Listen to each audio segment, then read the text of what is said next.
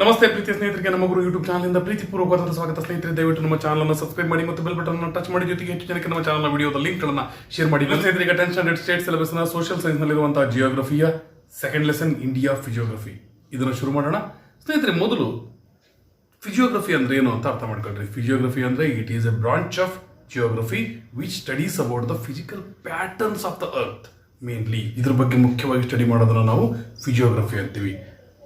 ನೋಡಿ ಸ್ನೇಹಿತರೆ, ನಮ್ಮ ದೇಶದ ಎಕ್ಸಾಂಪಲ್ ತಗೊಂಡ್ರೆ India has different patterns of land form. ಒಂದಿಷ್ಟು ಮೌಂಟೇನ್ಸ್ ಇದಾವೆ, ಒಂದಿಷ್ಟು ಫ್ಲಾಟ್ ಆಗಿರುವಂಥ ಪ್ಲೇನ್ಸ್ ಇದಾವೆ, ಒಂದಿಷ್ಟು ಟೇಬಲ್ ಟಾಪ್ ಲ್ಯಾಂಡ್ ಅಂದರೆ ಪ್ಲಾಟ್ಯೂ ಇದಾವೆ, ಐಲ್ಯಾಂಡ್ಸ್ ಇದಾವೆ. ನೋಡ್ರಿ, ಈ ರೀತಿ ಡಿಫ್ರೆಂಟ್ ಲ್ಯಾಂಡ್ ಫಾರ್ಮ್ಸ್ ಇದಾವೆ. ಇವೆಲ್ಲವನ್ನು ನಾವು ಈ ಫಿಜಿಯೋಗ್ರಫಿಯಲ್ಲೇ ಸ್ಟಡಿ ಮಾಡೋದು. ಯಾಕೆ ಸ್ಟಡಿ ಮಾಡ್ಬೇಕಂದ್ರೆ, why do we study about all these different land forms of India? Because these different landforms, they influence our river system. ನಮ್ಮ ರಿವರ್ಗಳು ಯಾವ ಕಡೆಯಿಂದ ಯಾವ ಕಡೆ ಹರಿತವೆ ಅನ್ನೋದು ಸಹ ಡಿಸೈಡ್ ಆಗೋದು ಈ ಡಿಫ್ರೆಂಟ್ ಲ್ಯಾಂಡ್ ಫಾರ್ಮ್ಸ್ ಇಂದ. ನಂತರ ನಮ್ಮ ದೇಶದಲ್ಲಿ ಅಗ್ರಿಕಲ್ಚರ್ ಯಾವ ರೀತಿ ಇದೆ, ಟ್ರಾನ್ಸ್ಪೋರ್ಟೇಷನ್ ಸಿಸ್ಟಮ್ ಹೆಂಗೆ ಡೆವಲಪ್ ಆಗಿದೆ, climate, natural vegetation, land use, density of population, ಇವೆಲ್ಲವೂ ಡಿಸೈಡ್ ಆಗೋದು ಲ್ಯಾಂಡ್ ಫಾರ್ಮ್ ಯಾವ ರೀತಿ ಇದೆ ಅನ್ನೋದ್ರ ಮೇಲೆನೆ. ಯಾಕಂದ್ರೆ ಹಿಮಾಲಯನ್ ಮೌಂಟೇನ್ ರೇಂಜ್ ಅಲ್ಲಿರೋದ್ರಿಂದ ಕೋಲ್ಡ್ ವಿಂಡ್ ಬೇರೆ ಕಡೆಯಿಂದ ನಮ್ಮ ದೇಶಕ್ಕೆ ಬರಲ್ಲ, ಸೆಂಟ್ರಲ್ ಏಷ್ಯಾದಿಂದ ನಮ್ಮ ದೇಶಕ್ಕೆ ಬರಲ್ಲ ಅನ್ನೋದ್ರ ಸೇಫ್ಟಿ ಇದೆ. ಜೊತೆಗೆ ರೇನ್ ಅನ್ನು ತರೋ ಅಂತ ವಿಂಡ್ಸ್ ನಮ್ಮ ದೇಶದಿಂದ ಬೇರೆ ಕಡೆಗೆ ಹೋಗಲ್ಲ, ಅವು ನಮ್ಮ ದೇಶಕ್ಕೆ ಹೆಚ್ಚಿಗೆ ಮಳೆ ತರುತ್ತೆ. ನೋಡ್ರಿ, ನಮ್ಮ ದೇಶದಾಗಿರೋಂಥ ಕ್ಲೈಮೆಟಿಕ್ ಕಂಡೀಷನ್ ಇಂದ ಮಾನ್ಸೂನ್ ಟೈಪ್ ಆಫ್ ಕ್ಲೈಮೇಟ್ ಅಂತೀವಿ. ನೋಡ್ರಿ, ನಮ್ಮ ದೇಶಕ್ಕಿರೋಂಥ ಸ್ಪೆಷಲ್ ಕ್ಲೈಮೆಟಿಕ್ ಕಂಡೀಷನ್ ಇರೋದಕ್ಕೆ ನಮ್ಮ ದೇಶದ ಲ್ಯಾಂಡ್ ಫಾರ್ಮ್ಸ್ ಇಂಪಾರ್ಟೆಂಟ್ ರೋಲ್ ಅನ್ನ ಪ್ಲೇ ಮಾಡುತ್ತೆ. ಹಾಗಾಗಿ these land forms they play important role in each and everything. ನಮ್ಮ ಅಗ್ರಿಕಲ್ಚರ್ ಇಂದ ಹಿಡಿದು ಟ್ರಾನ್ಸ್ಪೋರ್ಟ್ ಕಮ್ಯುನಿಕೇಶನ್ ಇಂದ ಹಿಡಿದು ನಮ್ಮ ವೆಜಿಟೇಷನ್, ಕ್ಲೈಮೆಟಿಕ್ ಕಂಡೀಷನ್ ಎಲ್ಲದ್ರ ಮೇಲೂ ತಮ್ಮ ಪ್ರಭಾವವನ್ನು ಬೀರ್ತವೆ. ಅರ್ಥ ಆದ ಸ್ನೇಹಿತರೆ? ಅದಕ್ಕೋಸ್ಕರ ಇದನ್ನು ಸ್ಟಡಿ ಮಾಡ್ತೀವಿ. ಸ್ನೇಹಿತರೆ, ಇವತ್ತಿನ ಎಪಿಸೋಡ್ನಲ್ಲಿ ನಾವು ಈ ಲೆಸನಿನ ಅರ್ಧಕ್ಕರ್ಧ ಪಾಠವನ್ನು ಮುಗಿಸ್ತೀವಿ. ಅರ್ಧಕ್ಕರ್ಧ ಪಾಠ ಅಂದ್ರೂ ಸಹ ನಾವು ಸ್ಟಡಿ ಮಾಡೋದು 4 ಫಿಜಿಯೋಗ್ರಫಿಕ್ ಡಿವಿಷನ್ಸ್ ಆಫ್ ಇಂಡಿಯಾ. ಅದರಲ್ಲಿ ಕೇವಲ ಒಂದೇ ಒಂದು ಫಿಜಿಯೋಗ್ರಫಿಕ್ ಡಿವಿಷನ್ ನೀವು ಸ್ಟಡಿ ಮಾಡ್ತೀವಿ. ಅದೇ ಅರ್ಧಕ್ಕರ್ಧ ಆಗುತ್ತಂದ್ರೆ ಎಷ್ಟರ ಮಟ್ಟಿಗೆ ಇಂಪಾರ್ಟೆನ್ಸ್ ಅನ್ನ ಈ ಲೆಸನ್ ನಲ್ಲಿ ಫಸ್ಟ್ ಫಿಜಿಯೋಗ್ರಫಿಕ್ ಡಿವಿಷನ್ ದ ನಾರ್ದನ್ ಮೌಂಟೇನ್ಸ್ಗೆ ಕೊಟ್ಟಿದ್ದಾರೆ ಅನ್ನೋದನ್ನ ಅರ್ಥ ಮಾಡ್ಕೊಳ್ರಿ ಸ್ನೇಹಿತರೆ. ಅದ್ರ ನಂತರ ಅಂದ್ರೆ ಇವತ್ತಿನ ಎಪಿಸೋಡ್ ನಂತರ ನಾವು ನೋಡೋದೇನಂದ್ರೆ ಉಳಿದಂತ 3 ಫಿಜಿಯೋಗ್ರಫಿಕ್ ಡಿವಿಷನ್ಸ್ಗಳ ಬಗ್ಗೆ. ಅರ್ಥ ಆಯ್ತಾ ಸ್ನೇಹಿತರೆ? ಅಂದ್ರೆ ನಮಗೆ ಈ ಲೆಸನ್ ನಲ್ಲಿ ಕೊಟ್ಟಿರೋದು 4 ಫಿಜಿಯೋಗ್ರಫಿಕ್ ಡಿವಿಷನ್ಸ್ಗಳ ಬಗ್ಗೆ. ಹಾಗಾದ್ರೆ ಏನ್ ಫಸ್ಟ್ ಕ್ವಶನ್ ಬರ್ಬೋದು ಈ ಲೆಸನ್ ಇಂದ? ಫಿಜಿಯೋಗ್ರಫಿ ಅಂದ್ರೆ ಏನು, ಜೊತೆಗೆ why different land forms are very very important, ಇದನ್ನ ನಾವೀಗ ಸ್ಟಡಿ ಮಾಡಿದ್ವಿ. ಈಗ ನಾನು ಎಕ್ಸ್ಪ್ಲೇನ್ ಮಾಡಿದ್ರೆ ಸ್ಟಾರ್ಟಿಂಗ್ ನಲ್ಲಿ, ಇಂಟ್ರೊಡಕ್ಷನ್ ನಲ್ಲಿ ಅದು. ಇದ್ರ ನಂತರ ನೆಕ್ಸ್ಟ್ ಇಂಪಾರ್ಟೆಂಟ್ ಕ್ವಶನ್ ಏನ್ ಬರ್ಬೋದು ಅಂದ್ರೆ, which are the main physiographic divisions of India? ಇಂಡಿಯಾದಲ್ಲಿರುವಂತಹ ಮೇನ್ ಫಿಜಿಯೋಗ್ರಾಫಿಕ್ ಡಿವಿಷನ್ಸ್ ಯಾವ್ಯಾವು ಅಂದ್ರೆ, 1ನೇ physiographic division the northern mountains. ಅದ್ರ ಬಗ್ಗೆ ಇವತ್ತು ಕಂಪ್ಲೀಟ್ ಆಗಿ ಸ್ಟಡಿ ಮಾಡ್ತೀವಿ. ಅದ್ರ ಮೇಲೆ ಏನೇನು ಕ್ವಶನ್ ಬರ್ಬೋದು ಎಲ್ಲದನ್ನು ಸಹ ಡೀಟೇಲ್ ಆಗಿ ಸ್ಟಡಿ ಮಾಡ್ತೀವಿ. ನಂತರ ದ ನಾರ್ದನ್ ಗ್ರೇಟ್ ಪ್ಲೇನ್ಸ್, ನಂತರ ದ ಪೆನಿನ್ಸುಲರ್ ಪ್ಲಾಟ್ಯೂ, ನಂತರ the coastal plains and islands. ಈಗ ಅದನ್ನ ಹೇಳಿದಂತೆ ಇವತ್ತು ನಾರ್ದನ್ ಮೌಂಟೇನ್ಸ್ ಬಗ್ಗೆ ಅಷ್ಟೇ ಸ್ಟಡಿ ಮಾಡ್ತೀವಿ. ಇದನ್ನ ಯಾಕೆ ನಾರ್ದನ್ ಮೌಂಟೇನ್ಸ್ ಅಂತಾರೆ ಅಂದ್ರೆ, these are there in the north. ನೀವು ಇಂಡಿಯಾ ಮ್ಯಾಪ್ ಅನ್ನು ನೋಡಿದ್ರೆ ಇಲ್ಲಿ ಇದನ್ನ ಸೌತ್, ಇದನ್ನ ನಾರ್ತ್ ಅಂತೀವಿ. ನೋಡಿ, ನಾರ್ತ್ ಇರೋಂಥ ಮೌಂಟೇನ್ ರೇಂಜಸ್ ನಾವೇನಂತೀವಿ? ನಾರ್ದನ್ ಮೌಂಟೇನ್ ರೇಂಜಸ್ ಅಂತೀವಿ. ಇದು ಮುಖ್ಯವಾಗಿ ನಾವು ಕನ್ಸಿಡರ್ ಮಾಡೋದು ಯಾವುದು? Himalayan mountain range. ಅರ್ಥಾತ್ ಸ್ನೇಹಿತರೆ, ಇದ್ರ ಬಗ್ಗೆ ನಾವು ಸ್ಟಡಿ ಮಾಡ್ತೀವಿ. ಇದರಲ್ಲಿ ಮುಖ್ಯವಾಗಿ ಏನು ಸ್ಟಡಿ ಮಾಡ್ತೀವಿ ಅಂದ್ರೆ, ಮೊದಲಿಗೆ ನಾವು ಹಿಮಾಲಯನ್ ಮೌಂಟೇನ್ ರೇಂಜಸ್ ಬಗ್ಗೆ ಅಥವಾ ನಾರ್ದನ್ ಮೌಂಟೇನ್ಸ್ ಬಗ್ಗೆ ಜನರಲ್ ಆಗಿರುವಂತಹ ಒಂದಿಷ್ಟು ಇನ್ಫಾರ್ಮೇಶನ್ ಅನ್ನ ಕಲ್ಕೊಂತೀವಿ. ಅದ್ರ ಬಗ್ಗೆ ಕ್ವಶನ್ ಕೇಳ್ಬೋದು. ಜೊತೆಗೆ ಇದರಲ್ಲಿ ಬಹಳ ಅಂದ್ರೆ ಬಹಳ ಇಂಪಾರ್ಟೆಂಟ್ ಆಗಿ ಬಹಳಷ್ಟು ಸಾರಿ ಕೇಳಿದಂತ ಕ್ವಶನ್ ಏನಂದ್ರೆ, ಈ ಹಿಮಾಲಯನ್ ಅಥವಾ ದ ನಾರ್ದನ್ ಮೌಂಟೇನ್ ರೇಂಜಸ್ ಏನಾದ್ರೆ ಅವುಗಳ ಇಂಪಾರ್ಟೆನ್ಸ್ ಏನು ಇಂಡಿಯಾಕ್ಕೆ ಅನ್ನೋವಂಥದನ್ನ, ಅದನ್ನ ನಾನು ಲಾಸ್ಟ್ ಕ್ವಶನ್ ಅಲ್ಲಿ ಹಾಕಿದ್ದೀನಿ. ಇದನ್ನ ಬಿಟ್ರೆ ಈ ಶಿವಾಲಿಕ್ ಇದ್ರ ಬಗ್ಗೆ ಕ್ವಶನ್ ಅನ್ನ ಕೇಳ್ಬೋದು. ಬನ್ನಿ ಸ್ನೇಹಿತರೆ, ಇವತ್ತಿನ ಎಪಿಸೋಡ್ ಅನ್ನ ಈಗ ನಾವು ವಿದ್ಯುಕ್ತವಾಗಿ ಪ್ರಾರಂಭ ಮಾಡೋಣ. Okay, we shall start it now.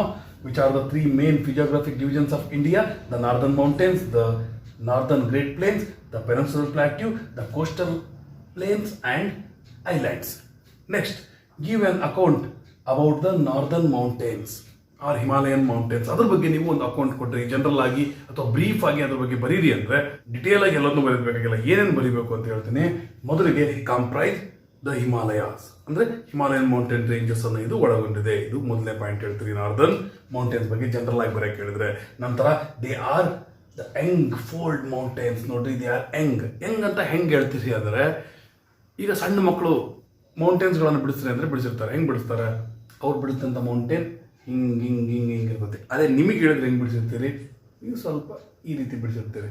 ನೋಡಿರಿ, ನಿಮ್ಗಿಂತ ಯಂಗಿರೋರು ಹೆಂಗೆ ಬಿಡಿಸಿದ್ರು? ಈ ರೀತಿ ಬಿಡಿಸಿದ್ರು. ನೀವು ಈ ರೀತಿ ಬಿಡಿಸಿದ್ರಿ ಅಂದರೆ ಯಂಗ್ ಮೌಂಟೇನ್ಸ್ ಈ ಶಾರ್ಪ್ ಪೀಕ್ಸನ್ನು ಹೊಂದಿರ್ತವೆ. ಓಲ್ಡ್ ಮೌಂಟೇನ್ಸ್ ಈ ರೀತಿ ಇರ್ತವೆ. ಯೂಶುವಲಿ ಸೌತ್ ಇಂಡಿಯಾದಲ್ಲಿ ನಾವು ನೋಡುವಂಥ ಮೌಂಟೇನ್ಸ್ ಈ ರೀತಿ ಹೊಂದಿರ್ತವೆ. ಈ ರೀತಿ ಹೊಂದಿರೋದು ಭಾಳ ಕಡಿಮೆ. ಎಲ್ಲಾದರೂ ಈ ರೀತಿ ಶಾರ್ಪ್ ಪೀಕ್ ಮೌಂಟೇನ್ಸ್ ನಿಮ್ಗೆ ಏನಾದರೂ ಕಂಡು ಅಂದರೆ ಅವು ಯಂಗ್ ಮೌಂಟೇನ್ಸ್ ಅಂತ. ನೀವು ಹುಡುಗರು ನೋಡ್ರಿ, ಈ ರೀತಿ ಸ್ಪೈಕ್ ಮಾಡ್ಕೊಂಡಿರ್ತಾರೆ, ಶಾರ್ಪ್ ಪೀಕ್. ಯಂಗಿರೋರಂಗೆ ಮಾಡ್ಕೊಂಡಿರ್ತಾರೆ. ವಯಸ್ಸಾದ್ರೆ ಯಾರು 60-70 ವರ್ಷ ಹಿಂಗೆ ಮಾಡ್ಕೊಂಡಿರೋದು ನೋಡೋದು ಭಾಳ ಕಷ್ಟ. ಅವಾಗಲೇ ಕಂಪ್ಲೀಟಾಗಿ ಈ ರೀತಿ ಈ ಶೇಪಿಗೆ ಬಂದ್ಬಿಡ್ತದೆ ತಲೆಯಲ್ಲೇ.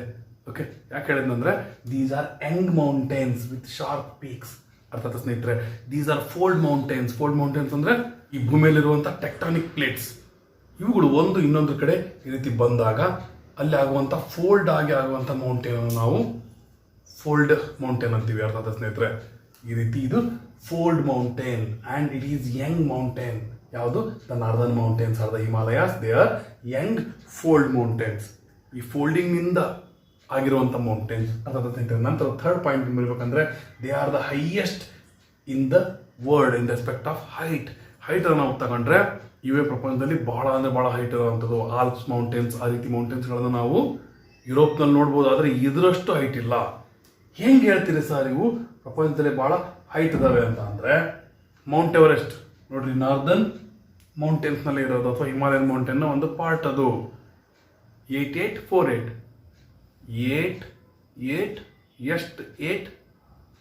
8 ಅಂತ ನಾವು ಅನ್ಕೊಂತಿದ್ವಿ ನೆನ್ಪಿಟ್ಕೊಳಕ್ಕೆ. ನಾವು ಹೈಸ್ಕೂಲ್ನಲ್ಲಿದ್ದಾಗ 8 ಅಂದರೆ 8848 ಎಷ್ಟು?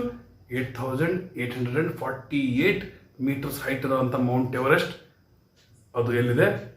ಈ ಹಿಮಾಲಯನ್ ರೇಂಜ್ನಲ್ಲಿದೆ. ಹಾಗಾಗಿ these are highest in the world. Have understood?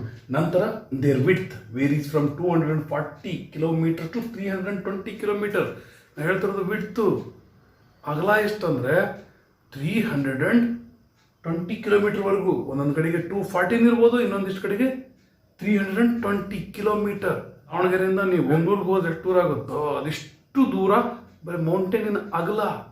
Himalayan mountain ranges ಏನಿರ್ತವೆ, ಈ ರೇಂಜಸ್ಗಳ ಅಗಲ ಅಷ್ಟು ದಾರಿಯನ್ನು ಕ್ರಾಸ್ ಮಾಡಿದರೆ ಮೌಂಟೇನನ್ನು ಕ್ರಾಸ್ ಮಾಡ್ದಂಗೆ ಅಷ್ಟು ವೈಡ್ ಇರುವಂತಹ ಅಗಲ ಇರುವಂತಹ ಮೌಂಟೇನ್ ರೇಂಜ್ ಇವು ನಾರ್ದರ್ನ್ ಮೌಂಟೇನ್ ರೇಂಜಸ್ ಅಥವಾ ದ ಹಿಮಾಲಯಾಸ್. ಅರ್ಥಾತ್ ಸ್ನೇಹಿತರೆ, ನಂತರ they are broader at the west. ಅಂದರೆ they are broader at the west ಅಂದರೆ ಇಂಡಿಯಾದ ನೀವು ಮ್ಯಾಪನ್ನು ನೋಡಿದರೆ ಇಲ್ಲಿ ಗೊತ್ತಾಗುತ್ತೆ. ಈ ವೆಸ್ಟರ್ನ್ ಸೈಡಲ್ಲಿ ಈ ಪಾಕಿಸ್ತಾನ್, ಜಮ್ಮು ಕಾಶ್ಮೀರ್ ಈ ರೀಜನ್ನಲ್ಲಿ ಬಹಳ ಅಗಲ ಇದ್ದಾವೆ. ಇನ್ನು ನೀವು ಈ ಕಡೆ ಬಂದಂಗೆಲ್ಲ ಅಗಲ ಕಡಿಮೆ ಆಗ್ತಾ ಇದೆ. ಹಾಗಾಗಿ they are broader at the west and ಈಸ್ಟ್ಗೆ ಏನಿರ್ತತಿ ನ್ಯಾರೋವರ್ ಅಟ್ ದ ಈಸ್ಟ್. ಅರ್ಥಾತ್ ಸ್ನೇಹಿತರೆ, ನಂತರ they cover the area about 5 lakh kilometer square. ಜೊತೆಗೆ ಇಲ್ಲಿ ಬರಲಿಲ್ಲದಂಥ ಪಾಯಿಂಟ್ಸ್ ಏನಂದ್ರೆ these northern mountains have highest peaks and great valleys. Glaciers ಅಂದ್ರೇನು? ಮೂವಿಂಗ್ ಮಾಸ್ ಆಫ್ ಐಸ್ ಅಥವಾ ಫ್ರೋಜನ್ ರಿವರ್. ಅರ್ಥಾತ್ ಸ್ನೇಹಿತರೆ, ಅಂದರೆ ಈ ರಿವರ್ ಆಫ್ ಐಸ್ ಈ ರೀತಿ. ಮತ್ತು ಯಾವ ಫ್ಲೇವರ್ ಅಂತ ಕೇಳಂಗಿಲ್ಲ. ಓಕೆ, ಇವೆಲ್ಲವನ್ನು ಇದು ಒಳಗೊಂಡಿದೆ. ಜೊತೆಗೆ ಪಾಸಸ್ ಅನ್ನು ಒಳಗೊಂಡಿದೆ. ಯಾವುದು? Northern plains. It also has gorges. ನೋಡಿ, ಗಾರ್ಜ್ ಅಂದ್ರೇನು? ಡೀಪ್ ಆಗಿ ಒಂದು ವಾಟರ್ ಬಾಡಿ ಹರಿತಾ ಇದೆ ನೋಡಿ, ಬಹಳ ಆಳಕ್ಕೆ ಹರಿತಾ ಇರುತ್ತೆ. ಆದರೆ ಆ ಕಡೆ ಈ ಕಡೆ ಸ್ಟೀಪ್ ಆಗಿರುವಂತಹ ಬ್ಯಾಂಕ್ಸ್ ಇರ್ತವೆ. ಅಂದರೆ ಈ ನದಿ ಅಥವಾ ಹಳ್ಳದ ದಂಡೆಗಳು ಫುಲ್ಲು ಶಾರ್ಪ್ ಆಗಿ ಮತ್ತು ಸ್ಟೀಪ್ ಆಗಿರುವಂಥ ಹಳ್ಳದ ದಂಡೆಗಳು ಅಥವಾ ನದಿಯ ದಂಡೆ ಮಧ್ಯದಲ್ಲಿ ಹರಿಯುವಂತಹದ್ದು ವಾಟರ್ ಬಾಡಿ ಬಹಳ ಡೀಪ್ ಆಗಿ ಹರಿತಾ ಇರುತ್ತೆ. ಅದನ್ನು ನಾವು ಗಾಜಸ್ ಅಂತೀವಿ ಅಥವಾ ಗಾಜ್ ಅಂತೀವಿ. ಅಂತಹ ಗಾಜಸ್ ಸಹ ಇದ್ದಾವೆ.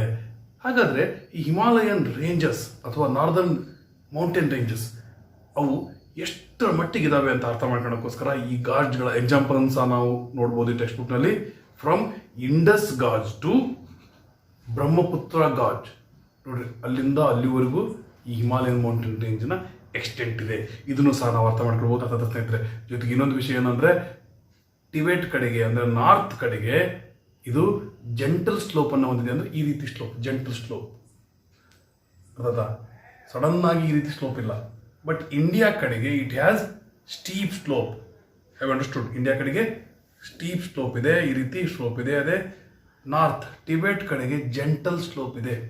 ಅರ್ಥಾತ್ ಸ್ನೇಹಿತರೆ ಇವಿಷ್ಟು ಪಾಯಿಂಟ್ಸ್ ಅನ್ನು ನೆನ್ಪಿಟ್ಕೊಂಡ್ರೆ, ಇಲ್ಲಿ ಬರೆದಿರುವಂಥ 6 ಪಾಯಿಂಟ್ಸ್ ಅನ್ನು ನೆನ್ಪಿಟ್ಕೊಂಡ್ರೆ ಜನರಲ್ ಆಗಿ ಹಿಮಾಲಯನ್ ಮೌಂಟೇನ್ ರೇಂಜಸ್ ಅಥವಾ ನಾರ್ದರ್ನ್ ಮೌಂಟೇನ್ಸ್ ಬಗ್ಗೆ ಗಿವ್ ಅಕೌಂಟ್ ಅಂತ ಕೇಳಿದ್ರೆ, ಒಂದಿಷ್ಟು ಇನ್ಫಾರ್ಮೇಶನ್ ಕೊಟ್ಟಿದ್ರೆ ಅಥವಾ ಬ್ರೀಫ್ ಆಗಿ ಅದ್ರ ಬಗ್ಗೆ ಎಕ್ಸ್ಪ್ಲೇನ್ ಮಾಡಿದ್ರೆ ಅಂದ್ರೆ ಇದನ್ನ ಬರೀರಿ. ಅದನ್ನ ಬಿಟ್ಟು ಇವುಗಳ ಇಂಪಾರ್ಟೆನ್ಸ್ ಏನು ಅಂತ ಕೇಳಿದ್ರೆ ಇಲ್ಲಿರುವಂಥ ಪಾಯಿಂಟ್ ಅನ್ನ ಬರೀಬೇಕಾಗುತ್ತೆ ಸ್ನೇಹಿತರೆ. ಹಾಗಾಗಿ ಈಗ ಇದ್ರ ಬಗ್ಗೆ ಜನರಲ್ ಇನ್ಫಾರ್ಮೇಶನ್ ತಿಳ್ಕೊಂಡ ನಂತರ ಇನ್ನೂ ಸಹ ಕೊನೆಗೆ ಸ್ಟಡಿ ಮಾಡ್ತಿದ್ರೆ ಇಂಪಾರ್ಟೆನ್ಸ್ ಅನ್ನ ಸ್ನೇಹಿತರೆ. ಇದ್ರ ಜೊತೆ ಇನ್ನೊಂದು ಪಾಯಿಂಟ್ ಅನ್ನು ಆಡ್ ಮಾಡ್ಬೋದು. ಏನಂದ್ರೆ these northern mountain ranges are the Himalayan mountain ranges. They are divided or classified according to their ಹೈಟ್ನ ಆಧಾರದ ಮೇಲೆ or from north to south. ಈ ಆಧಾರದ ಮೇಲೆ ಪ್ಯಾರಲಲ್ ಆಗಿರುವಂತಹ ಹಿಮಾಲಯನ್ ಮೌಂಟೇನ್ ರೇಂಜಸ್ ನಾವು ಕ್ಲಾಸಿಫೈ ಮಾಡಿದೀವಿ. ಆ 3 ಪಾರ್ಟ್ಸ್ ಯಾವುವು ಅಂತಂದು ಕೇಳ್ಬೋದು, ಅಥವಾ ಅವುಗಳ ಬಗ್ಗೆ ಸಪರೇಟ್ ಆಗಿ ಎಕ್ಸ್ಪ್ಲೇನ್ ಮಾಡಿ ಅಂತಂದಾದ್ರೂ ಕೇಳ್ಬೋದು. ಬನ್ನಿ ಸ್ನೇಹಿತರೆ, ಈಗ ನೆಕ್ಸ್ಟ್ ಕ್ವಶನ್ ಏನಂದ್ರೆ name the 3 parallel ranges of Himalayas. ನೋಡ್ರಿ, ಹಿಮಾಲಯನ್ ಮೌಂಟೇನ್ ರೇಂಜ್ ಅನ್ನು ನಾವು ಪ್ಯಾರಲಲ್ ಆಗಿ 3 ರೇಂಜಸ್ ಆಗಿ ಸ್ಟಡಿ ಮಾಡ್ತೀವಿ. ಅರ್ಥಾತ್ ಸ್ನೇಹಿತರೆ ಹೀಗಲ್ಲ. ನೋಡ್ರಿ, ನಾರ್ತ್ ಇಂದ ಸೌತ್ ಕಡೆಗೆ ಮೊದಲು ಹಿಮಾದ್ರಿ, ನಂತರ ಹಿಮಾಚಲ್, ನಂತರ ಶಿವಾಲಿಕ್. ಅರ್ಥಾತ್ these are the 3 important parallel ranges of the Himalayas. ಒಂದೇದು Himadri, it is also called as greater Himalayas. ಯಾಕಂದ್ರೆ ಅಲ್ಲಿ ಹೈಟ್ ಬಹಳ ಹೆಚ್ಚಿಗೆ ಇರುತ್ತೆ, ಅದು greater Himalaya. And it is also called as the innermost Himalaya. ಅರ್ಥಾಯ್ತಾ? ಅದ್ರ ನಂತರ ಬರೋದು Himachal, it is called as lesser Himalaya. ಯಾಕಂದ್ರೆ ಹಿಮಾದ್ರಿಗೆ ಕಂಪೇರ್ ಮಾಡಿದ್ರೆ ಹಿಮಾಚಲದಲ್ಲಿ ಈ ಮೌಂಟೇನ್ ರೇಂಜ್ ಹಿಮಾದ್ರಿಗೆ ಪ್ಯಾರಲಲ್ ಆಗಿರುವಂಥ ನೆಕ್ಸ್ಟ್ ಮೌಂಟೇನ್ ರೇಂಜ್, ಅದಕ್ಕೆ ಸೌತ್ ಇರುವಂಥ ನೆಕ್ಸ್ಟ್ ಮೌಂಟೇನ್ ರೇಂಜ್, ಇದರಲ್ಲಿ ಹೈಟ್ ಸ್ವಲ್ಪ ಕಡಿಮೆ ಇರುತ್ತೆ. ಇದನ್ನೇನಂತೀವಿ ಲೆಸ್ಸರ್ ಹಿಮಾಲಯಾಸ್ ಅಂತೀವಿ. ನಂತರ Shivalik or foothills or the outer Himalaya. ಇದು ಹಿಮಾಲಯದ 3ನೇ ಪ್ಯಾರಲಲ್ ರೇಂಜ್. ಇದು ಹಿಮಾಚಲ್ಗೆ ಸೌತ್ನಲ್ಲಿದೆ. ಅರ್ಥಾತ್ ಸ್ನೇಹಿತರೆ, ಈಗ ಒಂದೊಂದಾಗಿ ಹಿಮಾದ್ರಿ ಬಗ್ಗೆ, ಹಿಮಾಚಲ್ ಬಗ್ಗೆ, ಶಿವಾಲಿಕ್ ಬಗ್ಗೆ ಸ್ಟಡಿ ಮಾಡೋಣ. ಸ್ನೇಹಿತರೆ, ಮೊದಲಿಗೆ ಹಿಮಾದ್ರಿ ಬಗ್ಗೆ ಸ್ಟಡಿ ಮಾಡೋಣ. Give an account about Himadri or write briefly about Himadri. ಈ ರೀತಿ ಏನಾದ್ರು ಕ್ವಶನ್ ಕೇಳಿದ್ರೆ ನೀವು ಯಾವ ರೀತಿ ಬರಬೇಕಂದ್ರೆ, ಮೊದಲಿಗೆ Himadri R the innermost and continuous mountain ranges of Himalaya. ಅರ್ಥಾತ್ ಸ್ನೇಹಿತರೆ, ಜೊತೆಗೆ they are having the highest peaks in the world. Highest peaks in the world ಅಂದ್ರೆ ನೆಕ್ಸ್ಟ್ ಪಾಯಿಂಟ್ ನೀವು ಬರ್ಬಿಡ್ಬೋದು. For example, mount Everest, the highest peak in the world, 8,848 meters height. ನಂತರ ಅದನ್ನು ಬಿಟ್ಟರೆ ನೀವು ಕಾಂಚನಜುಂಗ 8,586 meters. ನಂತರ ಮಕ್ಕಳು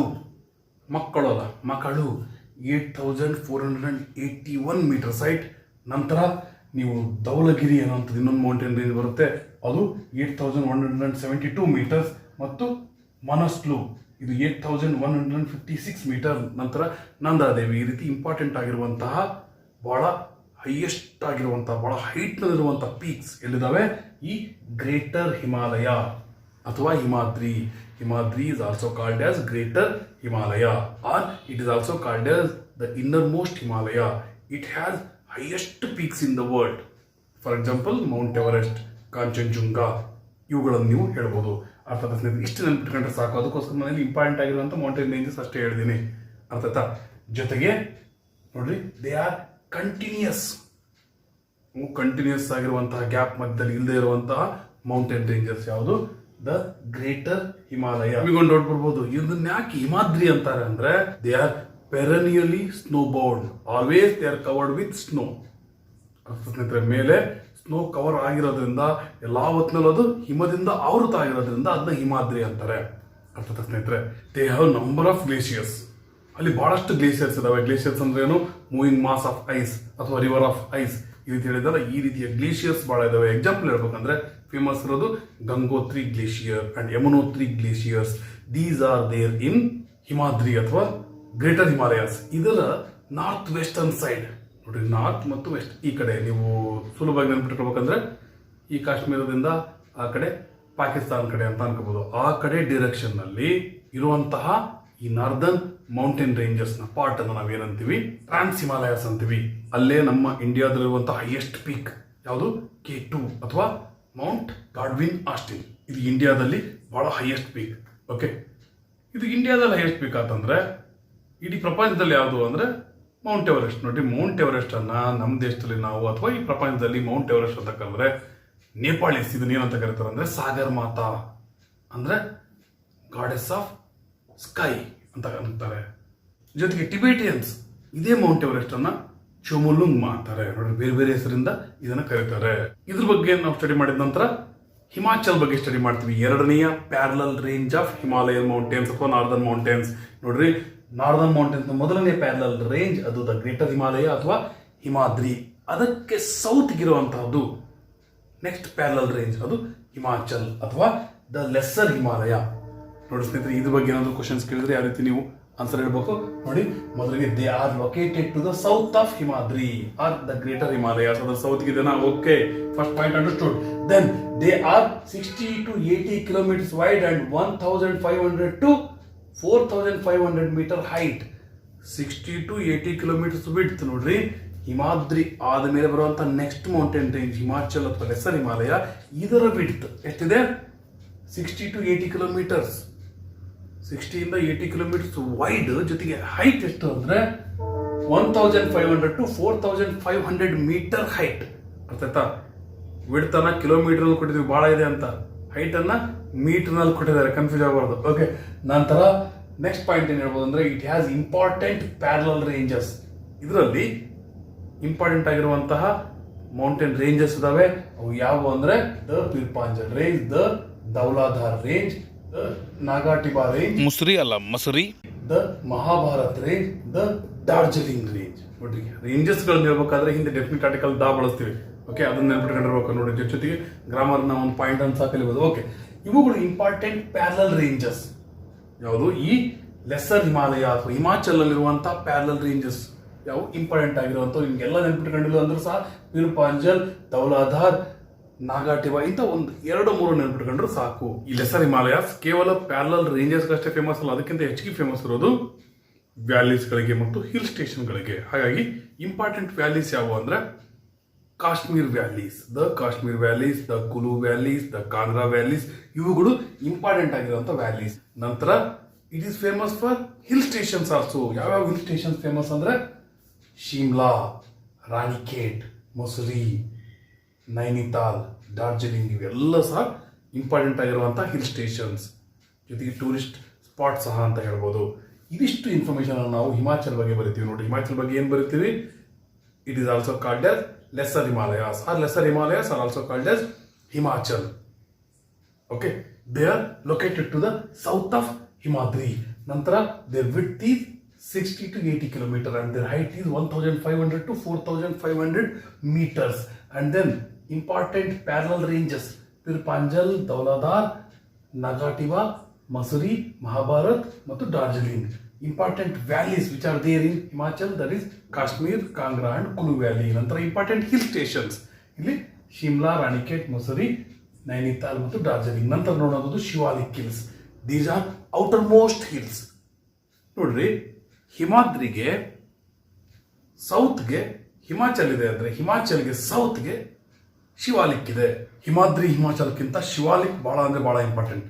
ಯಾಕಂದ್ರೆ ಟೆಕ್ಸ್ಟ್ ಬುಕ್ ಮೇಲೆ ಡೈರೆಕ್ಟ್ ಆಗಿ ಇದ್ರ ಬಗ್ಗೆ ಒಂದು ಕ್ವಶನ್ ಇದೆ. ಬನ್ನಿ ಸ್ನೇಹಿತರಿಗೆ ಶಿವಾಲಿಕ್ ಬಗ್ಗೆ ಅರ್ಥ ಮಾಡ್ಕೊಳ್ಳೋಣ. ನೋಡ್ರಿ, ಶಿವಾಲಿಕ್ ಅಂದ್ರೆ ನಿಮಗೆ ಆಲ್ರೆಡಿ ಹೇಳಿದ್ರೆ it is third parallel range of Himalayan mountain. It is also called as outermost Himalaya. ಇಲ್ಲೇ ಬರ್ತಿದ್ದೀವಿ, ಅರ್ಥ ಆಯ್ತಾ? These are also called as foothills. ಇವು ಎಲ್ಲಿದಾವೆ ನೋಡ್ರಿ? ಹಿಮಾಚಲ್ನ ಸೌತ್ ಇದಾವೆ. ಅರ್ಥ ಆಯ್ತಾ ಸ್ನೇಹಿತರೆ? These are located south of Himachal. ನಂತರ they are the lowest range of Himalayas. ನೋಡ್ರಿ, ಅವು ಬಹಳ ಅಂದ್ರೆ ಬಹಳ ಹೈಟ್ ಕಡಿಮೆ ಇರೋದು. ನೀವು ನಾರ್ತ್ ಇಂದ ಸೌತ್ ಆದ್ರೂ ಅನ್ಕೊಂಡ್ರಿ ಪ್ಯಾರಲಲ್ ಆಗಿ, ಅಥವಾ ಹೈಟ್ ಆಧಾರದ ಮೇಲೆ ಆದ್ರೂ ನೀವು ಹಿಮಾಲಯನ್ ಮೌಂಟೇನ್ ರೇಂಜಸ್ ಅನ್ನ ಕ್ಲಾಸಿಫೈ ಮಾಡಿದ್ರಿ ಅಥವಾ ಡಿವೈಡ್ ಮಾಡಿದ್ರಿ ಅಂದ್ರೂ ಸಹ ಇವೇ ಮೂರೇ ಬರೋದು. ಹಿಮಾದ್ರಿ ಹೈಯೆಸ್ಟ್, ಹಿಮಾಚಲ್ ಅದಕ್ಕಿಂತ ಕಡಿಮೆ, ಅದಕ್ಕೋಸ್ಕರ ಲೆಸ್ಸರ್. ನಂತರ ಶಿವಾಲಿಕ್ ಔಟರ್ ಮೋಸ್ಟ್, ಜೊತೆಗೆ ಹೈಟ್ ಸಹ ಬಹಳ ಕಡಿಮೆ, ಅದಕ್ಕಿದು ಗ್ರೇಟರ್, ಲೆಸ್ಸರ್. ಇವು ಫೂಟ್ ಹಿಲ್ಸ್, ಬಹಳ ಕಡಿಮೆ ಹೈಟ್ ನಲ್ಲಿರುವಂಥದ್ದು. They are 15 to 150 kilometre wide, 600 to 1500 metre height. ನೋಡ್ರಿ, ಇಲ್ಲಿ ಇವು ಎಷ್ಟು ಎವರೇಜ್ 6100 ಮೀಟರ್ ಹೈಟ್ ಎವರೇಜ್ ಇದೆ. ಇಲ್ಲಿ ಒಂದೊಂದು ಕಡೆಗೆ 8848 ಮೀಟರ್ನಷ್ಟು ಹೈಟ್ ಇರ್ಬೋದು. ಇನ್ನೊಂದಿಷ್ಟು ಕಡೆಗೆ ಅದಕ್ಕಿಂತ ಬಹಳ ಕಡಿಮೆನೂ ಇರ್ಬೋದು. 4800, 4500 ಈ ರೀತಿ ಇರ್ಬೋದು. ಅದರ ಅವರೇಜ್ ಎಷ್ಟಿದೆ ಹಿಮಾದ್ರಿಯಲ್ಲಿ ಅಥವಾ ದ ಗ್ರೇಟರ್ ಹಿಮಾಲಯದಲ್ಲಿ 6100 ಮೀಟರ್ ಅವರೇಜ್ ಹೈಟ್ ಇದೆ. ಅದೇ ನೀವು ಹಿಮಾಚಲಿಗೆ ಬಂದರೆ 1500 to 4500 ಮೀಟರ್ಸ್ ಬಂತು. ಅರ್ಥದ ಸ್ನೇಹಿತರೆ, ಅಂದಾಜು ನಿಮಗೆ 3000 ಮೀಟರ್ ಹೈಟ್ನ ಅವರೇಜ್ ತಗೋಬಹುದು. ಇಲ್ಲಿ ನೋಡ್ರಿ 600 ಮೀಟರ್ ಟು 1500 ಮೀಟರ್ ಅಂದ್ರೆ ಇಲ್ಲಿ ಕೇವಲ 750 ಅಥವಾ 800 ಈ ರೇಂಜ್ನಲ್ಲಿ ಇದರ ಅವರೇಜ್ ಹತ್ತತ್ರ ಬರ್ಬೋದು. ಅರ್ಥದ ಸ್ನೇಹಿತರೆ ನೋಡ್ರಿ, ಅದಕ್ಕೋಸ್ಕರ ಇದು ಹೈಟ್ ಬಹಳ ಕಡಿಮೆ ಇರೋಂಥದ್ದು. They are the lowest range of Himalayas. They are 15 to 150 kilometre wide.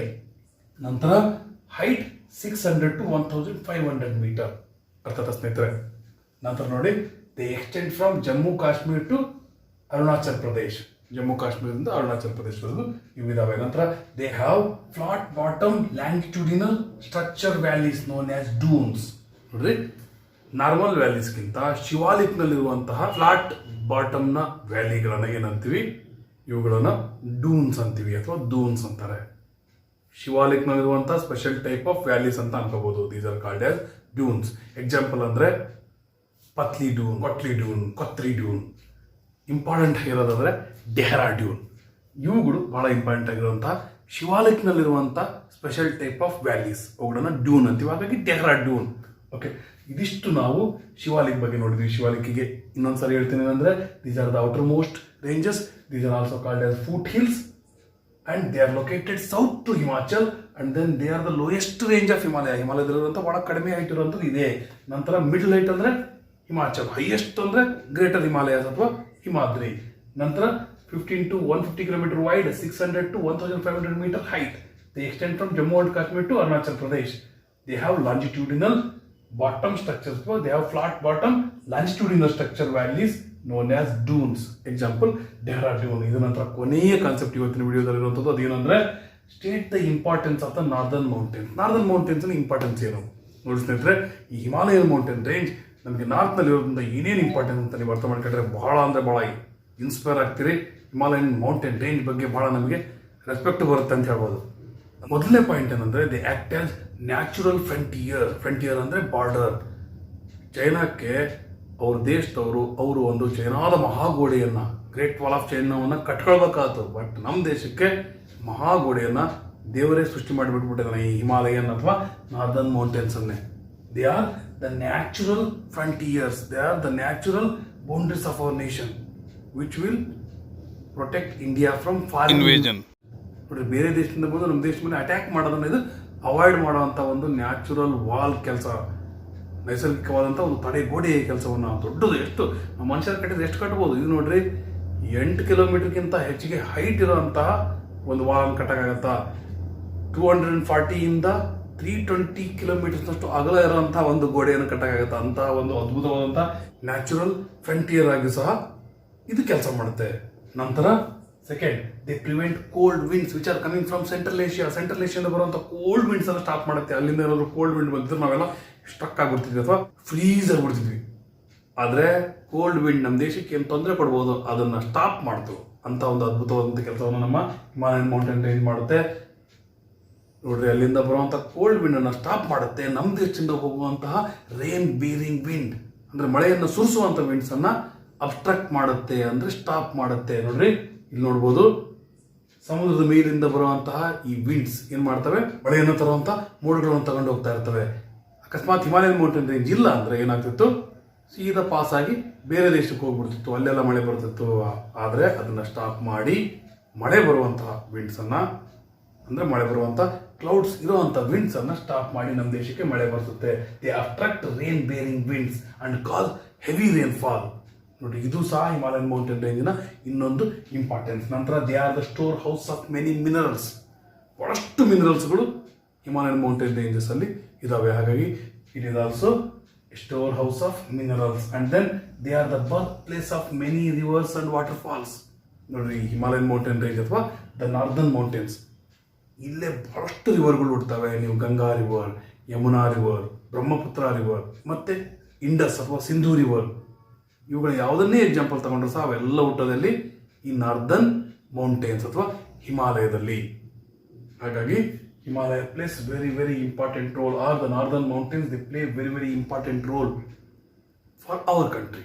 ಹಾಗಾಗಿ ನೋಡ್ರಿ ಅಲ್ಲಿ ಬಹಳಷ್ಟು ನದಿಗಳಿಗೆ ವಾಟರ್ ಫಾಲ್ಸ್ಗೆ ಅದು ಜಾಗ ಕೊಡುತ್ತೆ ಅಂದರೆ ಅಲ್ಲಿ ಬಹಳಷ್ಟು ಹೈಡ್ರೋ ಎಲೆಕ್ಟ್ರಿಕ್ ಪವರನ್ನು ಜನರೇಟ್ ಮಾಡುವಂತಹ ಯೂನಿಟ್ಸ್ಗಳನ್ನು ನಾವು ನೋಡ್ಬೋದು. ಅಲ್ಲಿಂದ ಬಹಳಷ್ಟು ಹೈಡ್ರೋ ಎಲೆಕ್ಟ್ರಿಸಿಟಿ ಸಹ ಜನರೇಟ್ ಆಗುತ್ತೆ. ನಂತರ they have very thick forest. ನೋಡ್ರಿ ಫಾರೆಸ್ಟ್ ಸಹ ಒಂದು ಇಂಪಾರ್ಟೆಂಟ್ ಆಗಿರುವಂತಹ ನ್ಯಾಚುರಲ್ ರಿಸೋರ್ಸ್. ನಂತರ they are very good for plantation. Assam tea ನೋಡ್ರಿ, ಅಸ್ಸಾಂ ಅಲ್ಲಿ ಸಹ ಈ ಹಿಮಾಲಯನ್ ಮೌಂಟೇನ್ ರೇಂಜ್ ಅಥವಾ ನಾರ್ದರ್ನ್ ಮೌಂಟೇನ್ ರೇಂಜ್ ಏನಿದಾವೆ ಅದೇ ಪ್ಲೇಸ್ನಲ್ಲೇ ಅಸ್ಸಾಂ ಟೀ ಪ್ಲಾಂಟೇಶನ್ಸ್ ಅನ್ನು ನೋಡ್ಬೋದು. ಜೊತೆಗೆ ನದಿಗಳು ಹರಿತಾವೆ ಅಂದ್ರೆ ಹೆಚ್ಚು ಫರ್ಟೈಲೈಸರ್ ಅಂತ ಸಾಯಿಲ್ ಅನ್ನು ತರ್ತವೆ. ಜೊತೆಗೆ ಟ್ರಾನ್ಸ್ಪೋರ್ಟೇಷನ್ಗೆ ಹೆಲ್ಪ್ ಆಗುತ್ತೆ, ಅಗ್ರಿಕಲ್ಚರ್ಗೆ ಹೆಲ್ಪ್ ಆಗುತ್ತೆ. ಅರ್ಥಾತ್ ಈ ರೀತಿ Himalayan mountain ranges, the northern mountains, they play very very important role for our country. ಇಷ್ಟು ಪಾಯಿಂಟ್ಸ್ ಅನ್ನು ಬರೀಬಹುದು. ಕೊನೆಯದಾಗಿ ಹೇಳ್ತೀನಿ, state the importance of northern mountains ಅಂದ್ರೆ first they act as natural frontier and then they stop foreign attacks. ಅರ್ಥಾತ್ ಬೇರೆ ದೇಶದ ಇನ್ವೇಷನ್ಗಳನ್ನು ಸ್ಟಾಪ್ ಮಾಡುತ್ತೆ. ನಂತರ they prevent the cold winds which are coming from central Asia. ನಂತರ they obstruct or they stop rain bringing winds and they cos heavy rainfall. ನೋಡಿ, heavy rainfall, ಚೆನ್ನಾಗಿ rainfall ಆದ್ರೇನೆ agriculture ಮತ್ತು ಎಲ್ಲದೂ ಸಹ ಚೆನ್ನಾಗಾಗೋದು. ಓಕೆ, ಒಳ್ಳೆಯ ರೇನ್ಫಾಲ್ ಆಗಬೇಕು. ಅದಕ್ಕೂ ಸಹ ಈ ನಾರ್ದರ್ನ್ ಮೌಂಟೇನ್ಸ್ ಇಂಪಾರ್ಟೆಂಟ್ ಆಗಿರುವಂಥ ರೋಲ್ನ ಪ್ಲೇ ಮಾಡ್ತೇವೆ. ನಂತರ they are the storehouse of minerals and they are the birthplace for many rivers and waterfalls from which we are getting hydroelectricity also. ನೋಡಿ ಸ್ನೇಹಿತರೆ, ಇವಿಷ್ಟು ಕಾನ್ಸೆಪ್ಟನ್ನು ಸರಿಯಾಗಿ ಅರ್ಥ ಮಾಡ್ಕೊಂಡಿದ್ದೀರಿ ಅಂದ್ಕೊಂಡಿದ್ದೀನಿ. ಮುಂದಿನ ಎಪಿಸೋಡ್ನಲ್ಲಿ ನಾವು ಉಳಿದಿರುವಂಥ 3 ದ ನಾರ್ದರ್ನ್ ಗ್ರೇಟ್ ಪ್ಲೇನ್ಸ್ ಮತ್ತು ದ ಪೆನಿನ್ಸುಲರ್ ಪ್ಲಾಟ್ಯೂ ಮತ್ತು the coastal plains and islands ಇವುಗಳ ಬಗ್ಗೆ ಸ್ಟಡಿ ಮಾಡೋಣ. ಇದುವರೆಗೆ ನೋಡೋದಕ್ಕೆ ಧನ್ಯವಾದಗಳು. Take care, be happy, bye.